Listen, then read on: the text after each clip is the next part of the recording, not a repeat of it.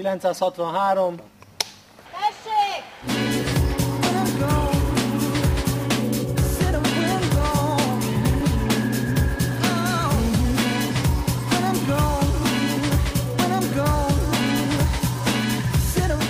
Perccel ezelőtt még nehéz lett volna elképzelni, hogy egyáltalán forgatás lesz, most viszont állítják fel a kamerákat, a kránt, állnak be az autókkal, készülnek a statiszták, úgyhogy itt most már forra a levegő, és elvileg 3 perccel a forgatás megkezdése előtt vagyunk, és itt kérdezzük meg, hogy ki mit fog csinálni. Hát nekem bicikliznem kell a jelenetben. Ja, igen, kétségtelen, mert hiszen egy biciklit fogsz magad előtt. Ez az első alkalom, hogy most statisztálkodunk, úgyhogy még nem tudjuk, hogy szereleme, egyelőre csak munka.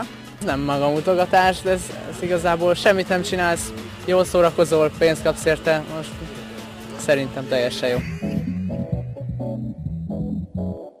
Az első alkalommal úgy volt, hogy csak fotózom, aztán megüresedett egy fotós szerep, és ha már úgyis itt vagyok, akkor legyek már a fotós is a filmben, és azt hiszem, egy ilyen kis pillanatokra lehet látni, hogy a lányoknak ugye volt egy fotózásuk lent a Balatonpartján, és én ugrabugrálok, és én csinálom róla a képeket, amik viszont meg is jelentek, tehát tök jól sikerültek. Mert ott élesben is csináltunk képeket. Zitát egyébként valószínűleg amúgy is beválogatták volna a filmbe, vagy filmszerepre, de egyébként nagyon jó tanulságos történet szerintem, hogy el kell kezdeni fotózni egy filmbe, és utána az ember bekerülhet. Igen, hajrá! Minden fotós most menjen, és keressen valami filmszerepet.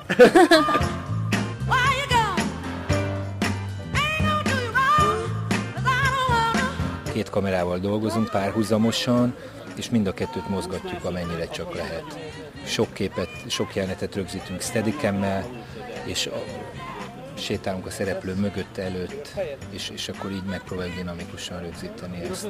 És ezt még nagyon gyors vágásokkal szeretném még jobban dinamizálni a Gábor. Hát akkor ez egy ilyen dinamikus, lendületes álomnet lesz. Álomnet, igen, dinamikus álom. Mindjárt felvétel, de előtte még elárulok egy újabb filmes trükköt.